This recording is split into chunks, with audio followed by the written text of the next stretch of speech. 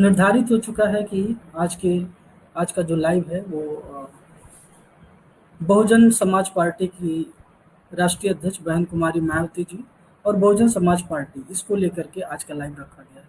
बहुत सारे साथी जो हमारे इस ग्रुप में होंगे, एक बार फिर से हम लोग चूंकि संवाद शुरू कर रहे हैं तो उनको ज़्यादा से ज़्यादा साथियों को जोड़ लिया जाए ग्रुप में तो आसानी होगी आज के हमारे विषय को जानने के लिए। और फिर हम लोग बढ़ते हैं आज के लाइव के ऊपर। सबसे पहले मैं बहुत आज की लाइव में बहुत डिटेलिंग में नहीं जाऊंगा क्योंकि मैंने एक बहुत ही वास्ट विषय लिया है, बहुत ही विस्तृत विषय लिया है। जो प्रक्रिया है, जो आज के संवाद के जो प्रक्रिया है वो मैं इस प्रकार रखूंगा कि कितने सहज तरीके से, आसान तरीके से मैं अपनी बात आप सभी लोगों तक पहुंचा पाऊं कि आखिर बहुजन समाज पार्टी किस तरीके से काम कर रही है, क्या चीज़ें हैं, क्या चीज़ें आज शंकाएं हैं और जिनका समाधान किया जाना जरूरी है, किस तरीके की शंकाएं हैं जो हमारे बीच में फैलाई गई हैं, बहुजन समाज के बीच में फैलाई गई हैं।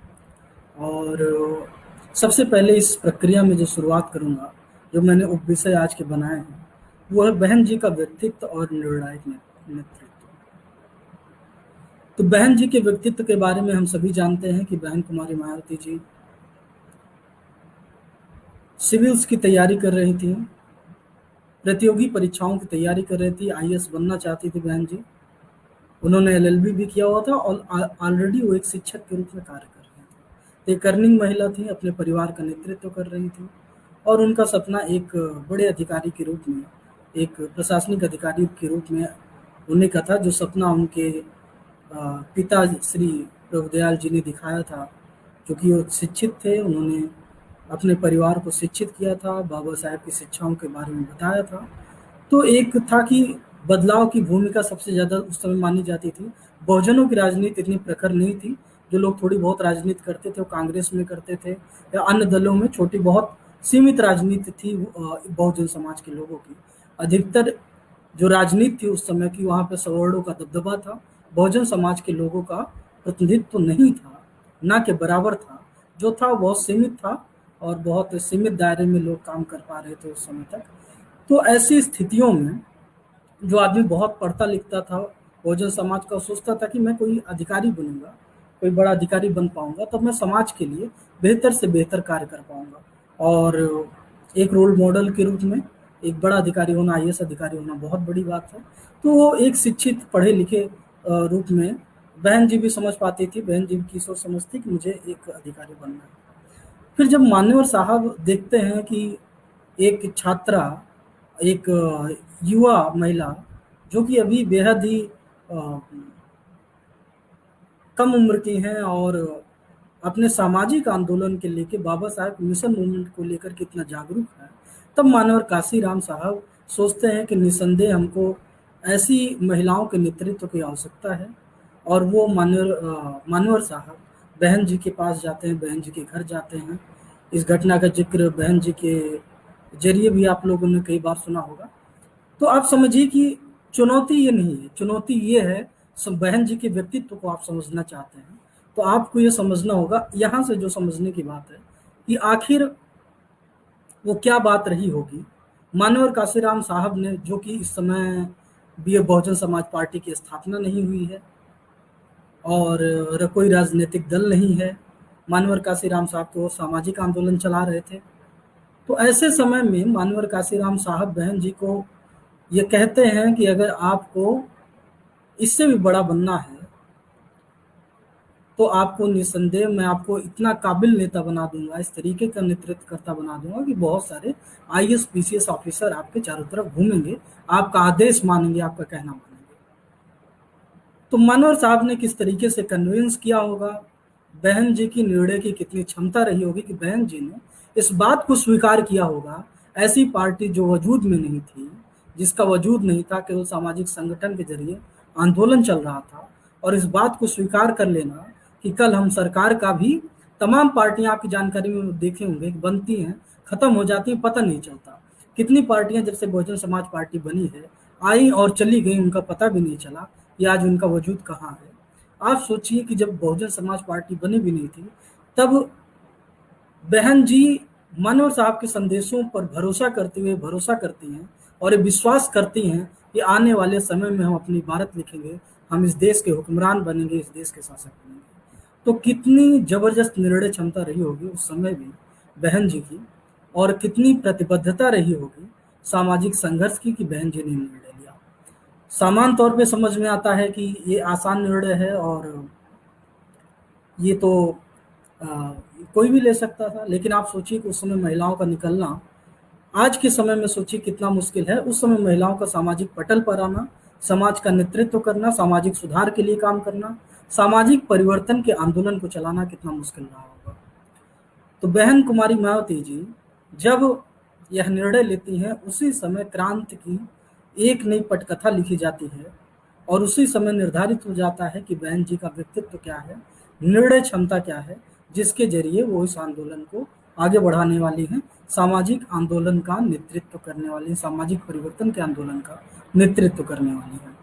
अब बहन कुमारी जी DS4 के लिए काम करती हैं, बामसेफ के लिए काम करती हैं, और एक लंबे अंतराल के बाद बहुजन समाज पार्टी का निर्माण होता है।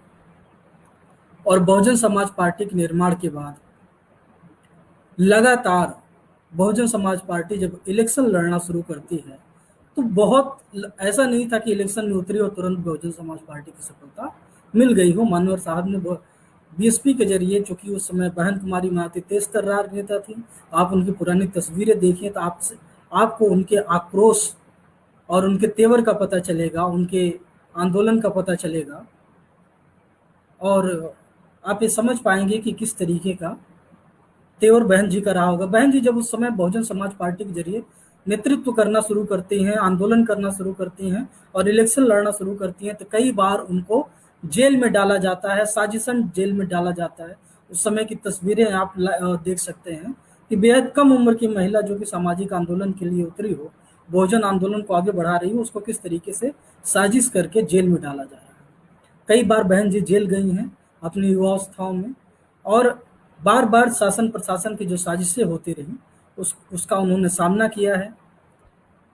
कई घटनाओं, छोटी छोटी घटनाएं मैं बताऊंगा बहन जी के बारे में, बहन जी के खिलाफ की गई साजिशों के बारे में, जो आपके समझने के लिए पर्याप्त होंगी कि किस तरीके से साजिशों का दौर चला है, संघर्ष का दौर चला है। आप सबसे पहले एक घटना जिक्र करूंगा। जब बहन जी हरिद्वार से इलेक्शन लड़ रही थी, उपचुनाव था, तो उस इलेक्शन को पलटने के लिए, उस इलेक्शन में बहन जी को पराजित करने के लिए जनता दल ने रामविलास पासवान को सामने खड़ा किया और रामविलास पासवान को गंगा में स्नान कराया गया और कहा गया कि आज से रामविलास पासवान ब्राह्मण हो गए हैं, और अब आज से जो है सभी को, अब जितने सवर्ण लोग हैं उनको जो है रामविलास पासवान को वोट करना है, अब इनकी जीत सुनिश्चित है, ऐसा उनको गंगा स्नान करा के कहा गया। बहन कुमारी मायावती जी ने कहा और मानवर काशीराम साहब ने कहा कि हमारा कैंडिडेट बहन कुमारी मायावती जी किसी गंगा का स्नान नहीं करेंगी और आपको दिखाएंगे बहुजन समाज पार्टी की ताकत क्या होती है। वास्तविकता समझिए कि जब रिजल्ट आता है, नई नवेली पार्टी, और बहन कुमारी मायावती को उस समय 1.5 लाख वोट मिलता है और बहन जी सेकेंड नंबर पर रहती हैं, और रामविलास पासवान जी को बहुत मुश्किल 10,000 वोट मिलता है, जिसको एक चुनौती के रूप में सामने लाया गया रहता है ताकि बहन जी के नेतृत्व को डाउन किया जा सके, बहन जी के जो संघर्ष है उसको डाउन किया जा सके। तो इस तरीके से एक उदाहरण, बुलंदशहर में जब बहन जी एक बार बुलंदशहर से इलेक्शन लड़ रही होती हैं, तो वहाँ के ऐसे ही इलेक्शन को प्रभावित करने के लिए यह घोषणा कर दी जाती है, इलेक्शन के पहले की एक रात में यह घोषणा कर दी जाती है कि माइक लगाकर अनाउंस कर दिया जाता है कि बहन कुमारी मायावती जी की मृत्यु हो गई है, और उन्होंने अपने मृत्यु के अंतिम समय में अपील की है कि कांग्रेस को वोट किया जाए। तो इस तरीके की साजिशें की जाती रही, इस तरीके का आपको मिलेगा, इस तरीके की घटनाएं मिलेंगी। इस तरीके की साजिशें विपक्षी पार्टियों के द्वारा, कभी कांग्रेस के द्वारा, बीजेपी के द्वारा, अन्य जो मनवादी शक्तियां रही उनके द्वारा किया जाता रहा है, कैसे बहुजनों के नेतृत्व को बरगलाया जाए। छोटी छोटी घटनाएं हैं, तमाम तरीके की ऐसी बहुत सारी घटनाएं मैंने पहले भी अपने लाइफ में शेयर की हैं, बताई हैं। आप मेरे जो ID है रविंद्र प्रकाश भारती, उस पर भी जाके देख सकते हैं। और जो व्यक्तित्व के लिए और नेतृत्व निर्णायक क्षमता के लिए 2 बातें और मैं ऐड करना चाहूँगा आज के समय के लिए। आज की वर्तमान परिस्थितियों में पूरे भारत में बहन जी महिलाओं के नेतृत्व का एक बहुत बड़ा मानक मानी जाती है। उन्होंने दिखाया कि एक गरीब समाज से आने वाला, वंचित समाज से आने वाली और पिछड़े समाज से आने वाली महिला भी इस देश के सबसे बड़े राज्य का नेतृत्व कर सकती है, इस देश का भी नेतृत्व कर सकती है। जो कभी कल्पना नहीं की जा सकती थी, वो बहन जी ने साबित करके दिखा दिया। किसी ने इनको लोकतंत्र का चमत्कार कहा, किसी ने इनको अलग अलग तरीके से, अलग अलग लोगों ने, जब बहन जी ने साबित करके दिखा दिया तब लोगों ने, अलग अलग लोगों ने। और जब बहन जी संघर्ष कर रही थी तो तमाम तरीके के हमले किए जाते थे, चारित्रिक हमले किए जाते थे, तमाम तरीके की साजिशें की जाती थी, बहुत भद्दे भद्दे कमेंट किए जाते थे। बावजूद बहन जी ने उन सब चीज़ों का सामना, जहर की तरह घूंट पिया है उन सब चीज़ों का, उन सब सामाजिक दंश का, सामाजिक विषमताओं का। बावजूद वो आगे बढ़ी हैं एक महिला के रूप में। जिस तरीके से उन्होंने बहुजन समाज का नेतृत्व किया है वो निसंदेह प्रेरणादायी है। एक महिला के लिए संघर्ष अपने आप में बड़ा हो जाता है, जिसको आज की युवा पीढ़ी समझने के लिए संभवतः तैयार नहीं है, नहीं समझ पा रही है कि बहन जी एक तरफ तो बहुजन समाज का नेतृत्व कर रही हैं, मनवादी पार्टियों से लोहा ले रही हैं, और दूसरी तरफ उनकी लड़ाई पितृसत्तात्मक समाज है। पितृसत्तात्मक समाज, चाहे वो वंचित हो, शोषित हो, मनवादी हो, SC ST OBC माइनॉरिटीज हो, चाहे वो सवर्ण हो, सभी लोग, भारत की जो व्यवस्था है पितृसत्तात्मक व्यवस्था है, और वहाँ पे महिलाओं को कमतर आका जाता है। और हमेशा अगर महिला नेतृत्व करती है, बाहर निकलती है, तो नकारात्मक नजरिए से देखा जाता है। वो प्रक्रिया, वो झेलना, वो संघर्ष बहन जी को भी करना पड़ा, और उस तरीके का सतत संघर्ष जो एक महिला को करना पड़ता है, एक महिला नेतृत्वकर्ता के रूप में आज भी वो संघर्ष बहन कुमारी मायावती जी को करना पड़ता है, क्योंकि भारतीय समाज पुरुष सत्तात्मक समाज है। जब भारतीय पुरुष जब सोचता है, जो कि एक दिशा को निर्धारित करता है, आज के समय में भी महिलाएं स्वतंत्र नहीं है अपने निर्णयों के लिए, अपने अपने निर्णय लेने के लिए, अपने जीवन की दिशा को चुनने के लिए। अधिकांश क्षेत्रों में बदलाव आया है, लेकिन पुरुष सत्तात्मक स्थिति अभी भी नहीं बदली है, क्योंकि जो पितृ सत्ता है, पुरुष सत्ता है, वो केवल पुरुषों के द्वारा नहीं गवर्न की जाती है, बल्कि महिलाएं भी उसका हिस्सा होती हैं। इस एक सांस्कृतिक स्थिति है। तो बहन जी ने उस दायरे को तोड़ा, और बहुत सारे लोगों को, पुरुषों को इस बात की चिढ़ है, जो पुरुष सत्तात्मक सोच के पुरुष हैं, वो कभी इस बात को स्वीकार नहीं कर पाते हैं कि कैसे एक महिला हमारा नेतृत्व करती है, कर रही है। और ये एक तरीके का संघर्ष है जो बहन जी लंबे समय से करती चली आ रही हैं और आज भी कर रही हैं। मानवर काशीराम साहब का मानना था, मानवर काशीराम साहब ने बहन कुमारी मायावती जी को नेतृत्वकर्ता बना करके और उनकी नेतृत्व क्षमता को देखते हुए अपना उत्तराधिकारी घोषित करके इस देश के मनवादियों पर और इस देश के पुरुष सत्तात्मक सोच पर एक साथ हमला कर दिया। जो काम इस देश की मनवादी सोच, समझ, संस्कृत कभी नहीं कर पाई, मानवर काशीराम साहब ने बहन जी को नेतृत्वकर्ता चुन करके इस देश के ब्राह्मणवादी ताकतों के ऊपर, मनवादी ताकतों के ऊपर और इस देश के पुरुष सत्तात्मक सत्ता के ऊपर एक साथ हमला कर दिया, जिसको समझने के लिए पुरुष समाज आज भी तैयार नहीं है। हमारे समाज के अधिकतर, हमारे बहुजन समाज से आने वाले अधिकतर लोग अपने आप को अम्बेडकरवादी तो कहते हैं, अपने आप को अम्बेडकरवादी मानते हैं, लेकिन क्या वो वास्तविकता में पुरुष सत्तात्मक नहीं है? क्या वो अपने घर परिवार से आने वाली महिलाओं को नेतृत्व करने देते हैं? क्या आज के समय में कितने लोग हैं जो अपने घर की महिलाओं को सामाजिक आंदोलनों का नेतृत्व करने देते हैं, राजनीतिक पार्टियों में एक सक्रिय कार्यकर्ता के रूप में आने देते हैं? तो आप समझ जाएंगे कि बहन जी ने किन परिस्थितियों को लड़ करके, किन सामाजिक विषमताओं को काटते हुए, किन सामाजिक दंशों को झेलते हुए बहुजन समाज पार्टी का नेतृत्व किया है, अपने आप को इस काबिल बनाया है।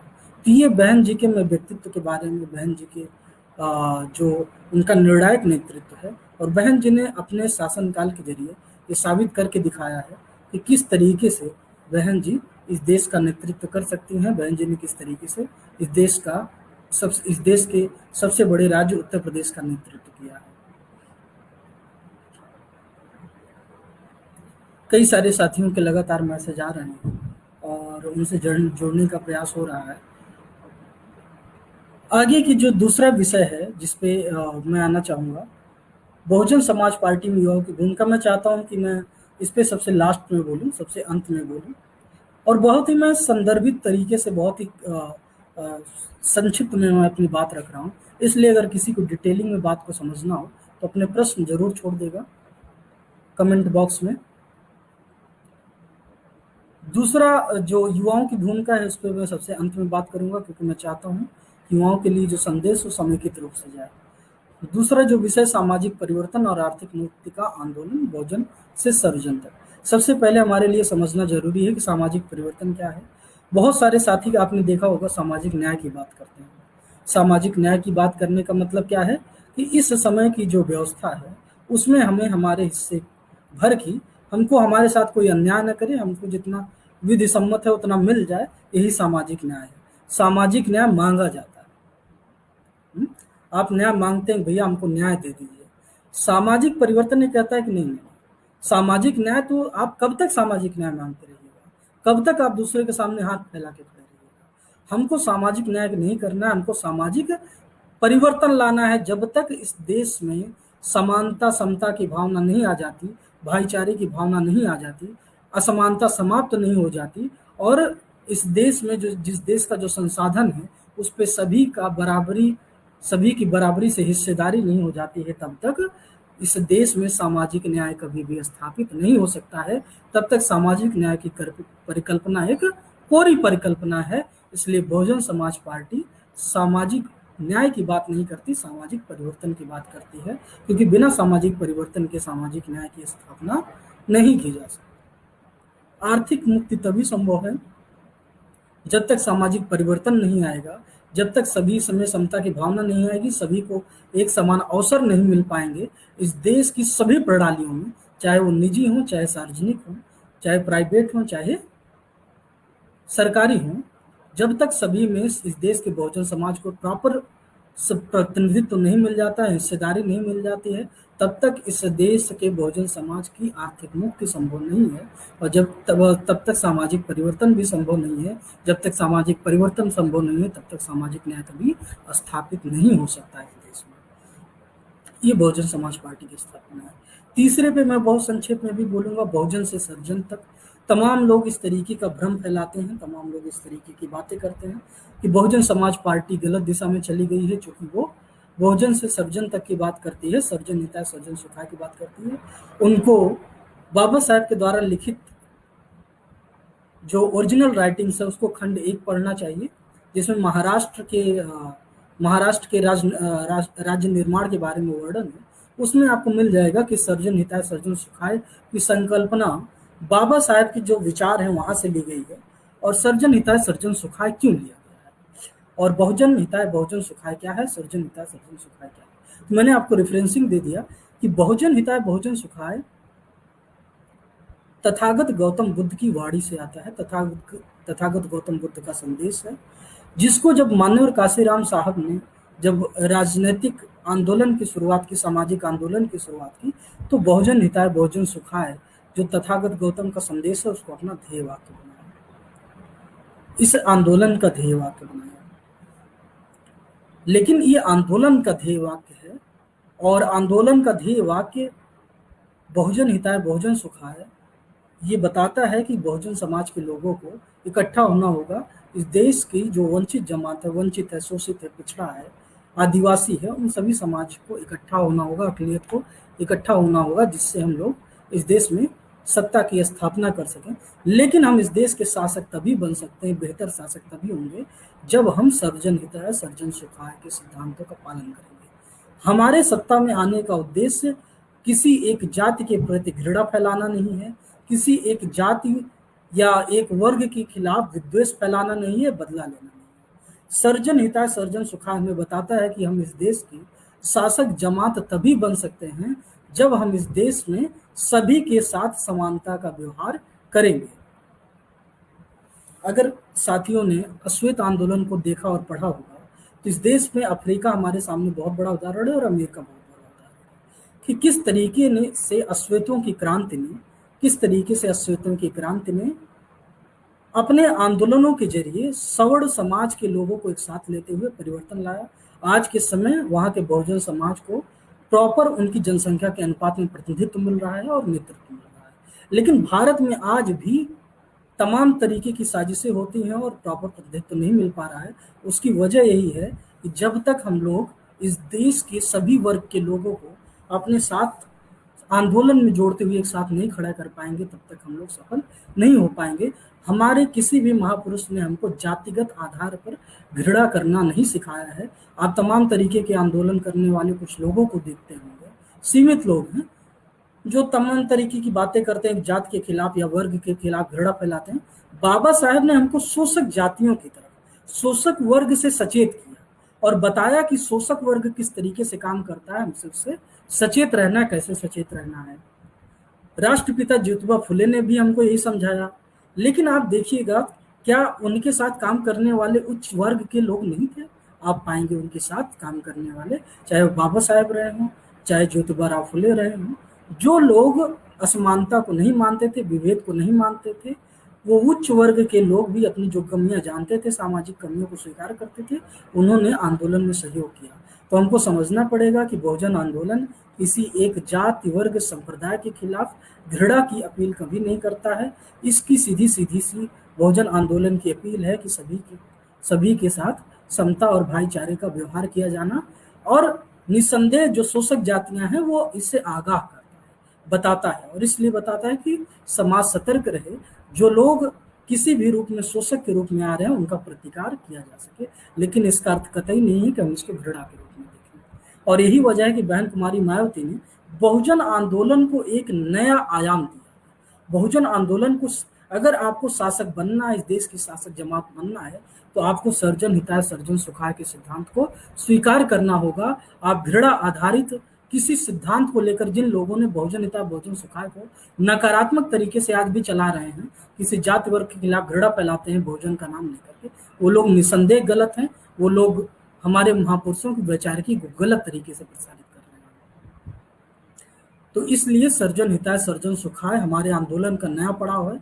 अगर हमको इस देश की शासक जमात बनना है, नेतृत्वकर्ता बनना है, तो निसंदेह हमको सर्जन हिताय सर्जन सुखाय के सिद्धांत को, इसका अर्थ है जो बाबा साहब का कहना है, इसका अर्थ है जिस तरीके से अशोक ने शासन किया, सभी को साथ लेके, सभी वर्ग, जाति, संप्रदाय, धर्म को सम्मान देते हुए, उसी तरीके से बाबा साहब कहते हैं यदि हमारे साथ जो शोषक जमात है उसको भी उसके तहत, उसके अंदर भी हमको बदलाव लाना पड़ेगा, उसको भी हमको साथ लेके आना पड़ेगा, उसको मजबूर करना पड़ेगा बदलाव के लिए, ताकि हम लोग सभी के हित के लिए काम कर सकें, बिना किसी के प्रति द्वेष भाव रखे, घृणा का भाव रखे। तभी वास्तविक सामाजिक बदलाव संभव है। यदि आप सोचिए, जिस तरीके से मनवादी शासन, सत्ता शासन करती है कि किसी एक जाति वर्ग के खिलाफ, वंचितों के खिलाफ, शोषितों के खिलाफ, पिछड़ों के खिलाफ साजिश करती है, यदि हम भी सत्ता में आने के बाद ऐसा कार्य करेंगे तो बदलाव नहीं आ पाएगा। आप देखिए कि बहन कुमारी मायावती जी ने, कि जब उनका 5 साल का पूर्णकाल रहा, 5 साल का पूर्णकालिक सरकार रही, तब उन्होंने बहुजन इतिहास की स्थापना की, बहुजन समाज के लिए भी काम किया, और इस देश के सर्जन समाज के लिए भी प्रॉपर सम्मान दिया, सभी धर्म और संप्रदाय को सम्मान दिया, आदर दिया, और साथ में बहुजन समाज को मजबूत करने का भी काम किया। ये बात हमारे कार्यकर्ताओं को, हमारे आंदोलनकर्ताओं को, उन सभी लोगों को बहुत ही मजबूती के साथ समझना है कि सर्जन हिताय सर्जन सुखाय ही हमारे शासक बनने का रास्ता है। और हमको इस देश के अपनी जो कैडराइज व्यवस्था है, बहुजन समाज पार्टी के जो कार्यकर्ता हैं, जो युवा हैं, उनको समझाना होगा कि बहुजन आंदोलन हमारा सामाजिक आंदोलन का सिद्धांत है, और सर्जन हिताय सर्जन सुखाय हमारे शासन करने का सिद्धांत है। और जो हमें सिखाता है कि अगर हमको शासक जमात बनना है तो हम किसी के प्रति घृणा रखकर नहीं कर सकते। निसंदेह जो हमको शिक्षाएं दी गई हैं, हमारे महापुरुषों ने जो हमको शिक्षाएं दी हैं, उन सभी ने जो शिक्षाएं दी हैं, शोषक वर्ग से सजग रहने के खिलाफ, उनके प्रति जो शोषक जमात है उसके खिलाफ कैसे सजग रहना, उसको याद रखते हुए, उनको ध्यान रखते हुए, उनको सभी को एक साथ लेके आगे बढ़ना। इसके बाद मैं आता हूँ जो तीसरा था, बहुजन समाज पार्टी के समक्ष चुनौतियां और निराकरण। बहुत सारे साथी सवाल पूछते हैं, बहुत सारे लोगों के मन में सवाल रहता है कि बहुजन समाज पार्टी की आज के समय में, कुछ लोग बहुजन समाज पार्टी के आंदोलन को कहते हैं कि बहुजन समाज पार्टी लगातार कमजोर हो रही है। तो सबसे पहले तो मैं इस बात से सहमत नहीं हूँ, कि बहुजन समाज पार्टी कमजोर हुई है। आज का जो समय है बहुजन समाज के लिए, उसमें बहुजन समाज एक नए बहुजन समाज पार्टी और बहुजन समाज का जो आंदोलन है वो एक नए दौर में प्रवेश कर रहा है। नए दौर में कैसे प्रवेश कर रहा है उसको समझने की जरूरत है। एक ट्रांजिशन फेज है, बदलाव का समय है। जैसा मैंने बताया, बहुजन से सर्वजन में जा रहा है, बहुजन से सर्वजन की तरफ जा रहा है। दोनों को एक साथ लेके बढ़ने की प्रक्रिया है कि बहुजन आंदोलन को हमको कैसे लेके चलना सकारात्मक तरीके से, और सर्वजन सिद्धांत को कैसे आगे बढ़ाना है एक शासकीय सिद्धांत के रूप में। ये दो बातें जब तक हम नहीं समझ पाएंगे, और यही दोनों बातों को समझना ही एक ट्रांजिशन है, ये बदलाव का समय है। जितनी देर में हमारा कैडर बहुजन समाज का ये समझेगा, उतनी देर में हमको उतना समय लगेगा हमको सफल होने में। और जितनी जल्दी ये समझ लेगा, उतनी जल्दी ही हम सफल होने लगेंगे। क्योंकि आप सोचिए कि जब एक मनवादी पार्टी बीजेपी कहती है सबका साथ सबका विकास, तो कितनी जल्दी लोगों को समझ में आ जाता है। बहुत सारे उसमें बहक जाते हैं, हमारे वंचित समाज के लोग, शोषित समाज के लोग, अकलियत के लोग। तो आखिर में जब बहुजन समाज पार्टी तो उससे पहले से सर्वजन हिताय सर्वजन सुखाय के सिद्धांत को लेकर चल रही है, तो ये बात हमारे बहुजन समाज को समझ में क्यों नहीं? इस पे आप सोचिएगा, विचारिएगा, और जो बातें अभी मैंने कही हैं उन पे भी विचार विमर्श कीजिएगा। तो आपको समझ में आएगा कि सबका हित, सबका साथ सबका विकास एक तरीके की फोटो कॉपी की गई है, नकल की गई है बहन कुमारी मायावती जी ने जो शासकीय सिद्धांत दिया है सर्वजन हिताय सर्वजन सुखाय का, उसके खिलाफ, ताकि जो इस देश का वंचित समाज है, बहुजन समाज हो, कभी नेतृत्व करता ना बन सके, कहीं समाज के सभी वर्गों को एक साथ लेके इस देश की शासक जमात ना बन जाए। इसको रोकने के लिए जो मनवादी पार्टियां हैं उनकी ये साजिश है, उनकी एक साजिश की गई है हमारे आंदोलन के खिलाफ, सबका साथ सबका विकास, जो कि काउंटर नैरेटिव खड़ा किया गया सर्वजन हिताय सर्वजन सुखाय के खिलाफ। और चुनौतियां क्या है बहुजन समाज पार्टी की, बहुजन समाज के आंदोलन की? हमारे तमाम समय में देखिए कि इस समय बहुत सारे साथी छोटे छोटे गुट गुट बना के काम करते हैं। मनोहर काशीराम साहब कहा करते थे, इस देश में मुझे कम से कम बहुजन आंदोलन को सफल बनाने के लिए 25,000 नेताओं की जरूरत है। कितने नेताओं की? 25,000 नेताओं की। और 25,000 नेताओं की जब बात मनोहर साहब कह रहे हैं कि जब मैं 25,000 नेताओं की बात कर रहा हूं, तो मैं राजनीतिक नेतृत्वकर्ताओं की बात नहीं कर रहा हूं, मैं आंदोलन के विभिन्न आयामों के नेतृत्वकर्ताओं की बात कर रहा हूं, राजनीति से अलग। तो मनोहर साहब ऐसा क्यों सोचते थे कि हमको राजनीति से इतर 25,000 नेताओं की जरूरत है? तो बहुजन आंदोलन के बहुत सारे आयाम हैं, मेडिकल, मीडिया, लीगल, आर्थिक आंदोलन, सांस्कृतिक आंदोलन, साहित्यिक आंदोलन, एकेडमिक आंदोलन। बहुजन आंदोलन का एक बहुत ही बड़ा दायरा है, लेकिन हमको बहुत ही सार्थक तरीके से सोचना होगा कि किस तरीके से हम विभिन्न आंदोलन के मोर्चे पर समाज के सभी वर्गों को साथ में लेते हुए, बिना किसी के प्रति विद्वेष फैलाए, बिना किसी के प्रति एक दूसरे में फूट डाले, बिना समाज की विभिन्न जातियों में फूट डाले, बहुजन समाज का निर्माण करते हुए किस तरीके से हम बहुजन आंदोलन के तमाम उप विषयों को लेकर, अन्य विषयों को लेकर नेतृत्व कर सकते हैं। जब तक सामाजिक आंदोलन मजबूत नहीं होगा, तब तक हमारा राजनीतिक आंदोलन मजबूत नहीं हो पाएगा। और मनोहर काशीराम साहब उन्हीं तरीके के 25,000 नेताओं की फौज तैयार करना चाहते थे जो सामाजिक आंदोलन का नेतृत्व कर सकें। लेकिन आज के समय में जो लोगों ने छोटे छोटे गुट बना के, जिनको किसी की तरफ से पारितोषिक मिल जा रहा है, किसी मनवादी संगठनों की तरफ से, या वो समाज के चंदे का दुरुपयोग कर ले रहे हैं बहुजन समाज पार्टी से, तो आप ये समझिए कि आप संगठन बना सकते हैं, किसी का भी अधिकार है संगठन बनाना, लेकिन अगर उसका उपयोग आप बहुजन समाज को तोड़ने में करते हैं, बहुजन समाज पार्टी के खिलाफ कर रहे हैं, तो निसंदेह आप अपने खिलाफ, आप बहुजन समाज के खिलाफ काम कर रहे हैं। और ऐसे आपको देखने को मिलेगा तमाम तरीके के राजनीतिक दल छोटे छोटे, तमाम तरीके के सामाजिक संगठन छोटे छोटे काम कर रहे हैं, जो खुद बहुजन समाज, इस पूरे बहुजन समाज के आंदोलन को नुकसान पहुंचा रहे हैं। निसंदेह सोचिए कि जब हमारे घर में आकर के हमारे घर का आदमी अगर हमारे घर को तोड़ने का प्रयास करता है, या फिर कोई बाहर से आकर के हमारे घर के प्रत्येक सदस्यों को तोड़ने का प्रयास करता है, लड़ाने का प्रयास करता है, तो क्या इसमें परिवार का हित है? ये सभी आप हम सभी को सोचने और समझने की जरूरत है कि निसंदेह इस तरीके से हमारा हित नहीं है। जो साथी सामाजिक आंदोलन करते हों, अगर वो सही में सामाजिक आंदोलन कर रहे हों, तो अपने सामाजिक आंदोलन को मजबूत बनाएं, अपनी शक्ति सामाजिक आंदोलन को बहुजन समाज को मजबूत बनाने में लगाएं और बहुजन समाज पार्टी को सहयोग देने में लगाएं, बहुजन समाज पार्टी की ताकत बढ़ाने में लगाएं, ना कि समाज को बरगलाने में, तोड़ने में या दिग्भ्रमित करने में, या बहुजन समाज के नेतृत्वकर्ता को प्रसंगत करने में। ये बात बहुत स्पष्ट तरीके से जानने और समझने की जरूरत है। एक बात और है, तमाम तरीके के लोग कहते हैं कि मान्यवर साहब ऐसा करते थे।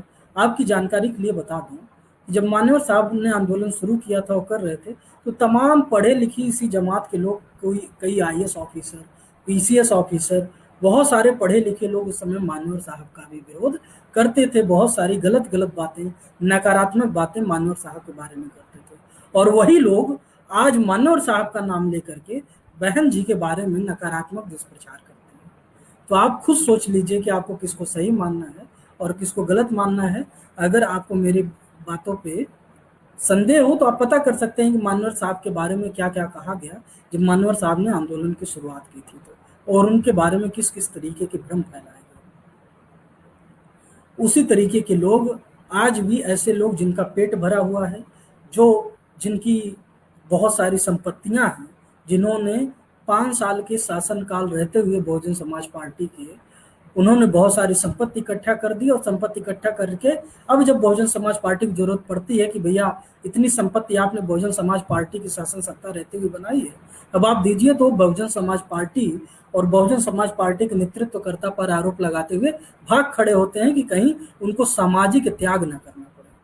तो आज के समय सब कोई कहते हैं कि मानवर काशीराम साहब की जरूरत है, मानवर काशीराम साहब की तरह काम करना है, लेकिन सामाजिक त्याग के लिए, व्यक्तिगत त्याग के लिए कोई तैयार नहीं है। हर कोई ज्यादा से ज्यादा संपत्तियां इकट्ठा करना चाहता है, हर कोई ज्यादा से ज्यादा सुविधा भोगी होना चाहता है, लेकिन सामाजिक त्याग के लिए, व्यक्तिगत त्याग के लिए, समाज के लिए कुर्बान करने के लिए बेहद कम लोग तैयार हैं। और यही वजह है कि बदलाव की जो प्रक्रिया है उसमें सकारात्मक लोग कम हो गए हैं, नकारात्मक लोग ज्यादा हो गए हैं। नकारात्मक लोग जो इतने दिन सुविधा भोगी है, जिन्होंने बहुजन समाज पार्टी का फायदा उठाया, आज उनके बड़े बड़े महल हैं और उन्होंने बहुजन समाज पार्टी को सहयोग करना बंद कर दिया है। बनस्पत वो दुश्मन पार्टियों के साथ खड़े हो जाते हैं, मनवादी पार्टियों के साथ खड़े हो जाते हैं, क्योंकि वहां पर उनको सामाजिक त्याग नहीं करना पड़ता, वहां पर उनकी दलाली से काम चल जाता है, चमचागिरी से काम चल जाता है। तो हम बहुजन समाज के लोगों को ऐसे लोगों से भी सावधान होना पड़ेगा, जिन्होंने आपके हिस्से का हक खा करके बहुजन समाज पार्टी से दूर हो गए हैं, बहुजन समाज पार्टी के खिलाफ चले गए हैं। तो निसंदेह वो आपकी संपत्ति, आपका हक है, वो पूरे बहुजन समाज का हक है, जो उनको इसलिए दिया गया, उनको इसलिए मिला क्योंकि वो बहुजन समाज पार्टी का हिस्सा थे, बहुजन आंदोलन का हिस्सा थे। अगर वो आज बहुजन समाज पार्टी के खिलाफ बात कर रहे हैं, बहुजन समाज के खिलाफ बात कर रहे हैं, तो बहुजन समाज को हक बनता है कि वो ऐसे लोगों को बहिष्कृत करे, ऐसे लोगों के खिलाफ आंदोलन चलाए। तो मेरी बात, मुझे लगता है कि आपको ये बात समझ में आई होगी कि किस तरीके से हमको जो साजिश करता लोग हैं उनसे सावधान रहने की जरूरत है। अंत में मैंने कहा था कि मैं अंत में बात रखूंगा बहुजन समाज पार्टी में युवाओं की भूमिका को लेकर के। बहुत मैंने संक्षेप में बात करने की कोशिश की है आप सभी से, बावजूद इसके कि ये लाइव लंबा जा रहा है। तो मैं बात करूंगा कि बहुजन समाज पार्टी में युवाओं की क्या भूमिका है, क्या होनी चाहिए। क्या बहुत सारे युवा साथी ये शिकायत करते हैं कि हमको मौका नहीं दिया जाता, तो बहुत सारे साथी ये शिकायत भी करते हैं कि जैसे ही हम काम करते हैं तो हमको बहिष्कृत कर दिया जाता है, हमारे खिलाफ साजिशें की जाती हैं। तो मैं युवाओं के लिए यही कहूँगा, सभी युवा साथियों के लिए, कि सबसे पहले तो आप बहुजन समाज पार्टी की प्रक्रिया को समझें, आंदोलन को समझें। आज के समय का जो युवा है, जैसा कि मीडिया के जरिए माहौल बना दिया गया है, वो बहुत तेजी से बदलाव लाने के लिए सोचता है। वो सोचता है कि हम एक आंदोलन करेंगे, ये काम नहीं हो रहा है, ऐसे हो जाएगा, वैसे। पूरा जो बहुजन मिशन है वो धैर्य का काम है, और वो एक प्रोसेस के तहत होता है। मिशन का मतलब होता है लक्ष्य। जो हमारा जो लक्ष्य है बहुजन सत्ता की स्थापना करना, वो एक मिशन की प्रक्रिया के जरिए होगा, धीरे धीरे होगा। अपने निर्धारित लक्ष्य जिस तरीके से बहुजन समाज पार्टी के नेतृत्वकर्ता का जो अनुदेश है, निर्देश है, उसके हिसाब से काम करेंगे तब। जो साथी बहकावे में आकर के बहुत तेजी से बदलाव चाहते हैं और सोचते हैं कि आंदोलन करने से बदलाव आ जाएगा, आंदोलन केवल प्रतिरोध का रास्ता है। ऐसा नहीं कि बहुजन समाज पार्टी ने कभी आंदोलन नहीं किया या वो आज आंदोलन नहीं कर सकती है, लेकिन बहुजन समाज पार्टी के जरिए होने वाले आंदोलन को जो मनवादी शक्तियां निशाना बना सकती हैं, और जिस तरीके से तमाम लोगों को निशाना बनाया जाता है, बहुजन समाज के लोगों को, तो पहले उनको निशाना बनाया जाता है, फिर उनसे डील करने का प्रयास किया जाता है, किस तरीके से बरगला करके उनको अपने साथ शामिल किया जाए। एक बार आप शासन प्रशासन के मनवादी ताकतों के फेर में फंस जाते हैं, तो फिर आप बहुत सारे लोग समझौता कर लेते हैं, क्योंकि उनके पास समझौता करने के अलावा विकल्प नहीं रह जाता। तमाम उदाहरण हम लोग के सामने हैं। तो इसलिए हमको मिशन मूवमेंट को आगे बढ़ाना होगा, ना कि आंदोलन मात्र की प्रक्रिया में। आंदोलन जब तक आप करेंगे तब तक आपके खिलाफ बहुत सारी चीजें हो जाती हैं। आप ऐसे समझिए कि तमाम आंदोलन से जो कुछ हमको हासिल हुआ, छोटे मोटे पिछले 6 साल के आंदोलन में, मैं भी बहुत सारे आंदोलन का हिस्सा रहा, बहुत सारे आंदोलन का नेतृत्व किया, लेकिन उससे ज्यादा उन सरकारों ने, जब तक आप एक आंदोलन कर रहे हैं, 4 साल 5 साल हमने एक चीज के लिए आंदोलन किया, जब तक वो चीज आपने सुधारी तब तक बहुत सारी चीजें मनवादी सरकार ने गड़बड़ कर दी। तो आप सोचिए कि आंदोलन का क्या बदलाव आया। जब तक आप एक समस्या के लिए लड़ते हैं, उसके लिए कितनी बलिदानी दी, SC/ST एक्ट के लिए एक चीजें आपने बदलाव की, लेकिन उसके पीठ पीछे कितनी चीजें, कितनी साजिशें कर दी गई बहुजन समाज के खिलाफ, कैसे उसके अधिकार पर हमला बोल दिया गया सुप्रीम कोर्ट के जरिए हमारे सामने। तो हमको समझना होगा कि जब तक हम सत्ता नहीं बदल देते, बहुजन समाज पार्टी की सत्ता की स्थापना नहीं कर देते, तब तक बदलाव आने वाला नहीं है। आंदोलन केवल प्रतिरोध का माध्यम है, बदलाव का माध्यम नहीं है। हमारे बहुजन समाज के बहन बेटियों के साथ, बहुजन समाज के युवाओं के साथ तमाम तरीके की हत्याएं हो रही हैं, तमाम तरीके की साजिशें हो रही हैं। बावजूद क्या हम उस पर हर घटना पे आंदोलन करके बदलाव ला सकते हैं? कभी नहीं ला सकते, जब तक हम इस देश में अपनी सत्ता की स्थापना नहीं कर सकते। छोटे छोटे दलों के जरिए लगातार जो कई साथी युवा भटक भटक के जो आंदोलन के जरिए जो बदलाव लाना चाह रहे हैं, जो काम करना चाह रहे हैं, वो भी बदलाव नहीं ला पाएंगे, क्योंकि छोटे छोटे दल वो केवल एक निशाना मात्र भर के रह जाएंगे। मीडिया उनको खूब हाइप करेगा, बदलाव नहीं ला पाएंगे, क्योंकि आंदोलन से, मात्र आंदोलन से बदलाव नहीं आता है। मिशन मूवमेंट से बदलाव आता है, सत्ता की स्थापना से बदलाव आता है। समाज को तोड़ करके बदलाव नहीं आएगा, न समाज को तोड़ करके समाज को बरगलाने से बहुजन सत्ता की स्थापना।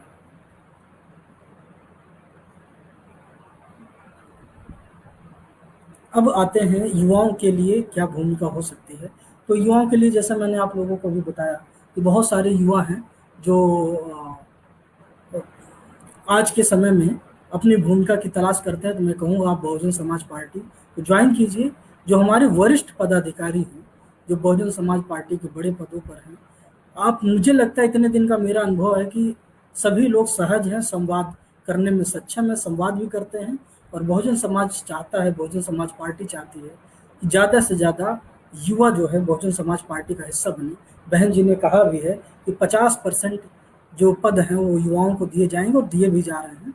तमाम युवा इस समय बहुजन समाज पार्टी से जुड़े हुए हैं, जो अलग अलग जगहों पर नेतृत्व कर रहे हैं, प्रदेश स्तर पर नेतृत्व कर रहे हैं, अलग अलग छोटे से लेकर बूथ इकाई से लेकर बड़े स्तर पर नेतृत्व कर रहे हैं, राज्य के स्तर पर और देश के स्तर पर भी। तो हमें यह समझने की जरूरत है, युवाओं की भूमिका सबसे महत्वपूर्ण है।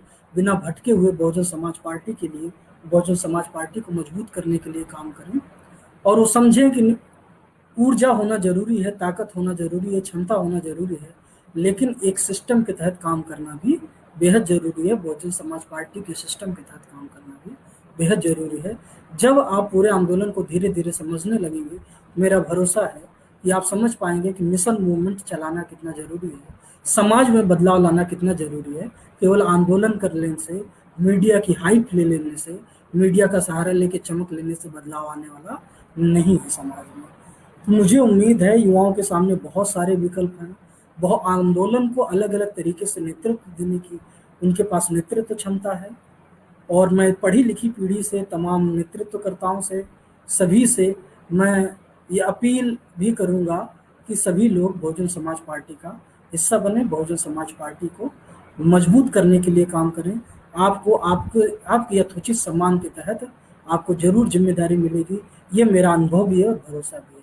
तो आपके जो भी सवाल उससे जुड़े हो वो भी लिख भेजिएगा, ताकि जब मैं अगला लाइव करूं तो आप सभी के साथ जुड़ने का मौका मिले, आप सभी को एक साथ अन्य सवालों के जवाब देने का भी मौका मिले जो आपके प्रश्न रहेंगे। आप सभी को बहुत बहुत साधुवाद। जो साथी हमसे जुड़े रहे उन सभी को एक बार फिर से जय भीम। बहुत बहुत स्वागत रहा आपका आज के कार्यक्रम में, आज की लाइव में जुड़ने के लिए। एक बार फिर से बहुजन समाज के तमाम नायक नायिकाओं को नमन करते हुए आप सभी पूरे बहुजन समाज को, उसके संघर्ष को ये भरोसा करते हुए कि आप सभी बहुजन समाज पार्टी को नेतृत्व देंगे, मजबूत करेंगे, जो शंकाएं होंगी उसको सकारात्मक तरीके से सोचने समझने का प्रयास करेंगे। हमारी वास्तविक नेतृत्वकर्ता बहुजन समाज पार्टी की राष्ट्रीय अध्यक्षा बहन कुमारी मायावती हैं, उनके नेतृत्व में ही बहुजन समाज का हित है। आप सभी को बहुत बहुत साधुवाद। जय भीम।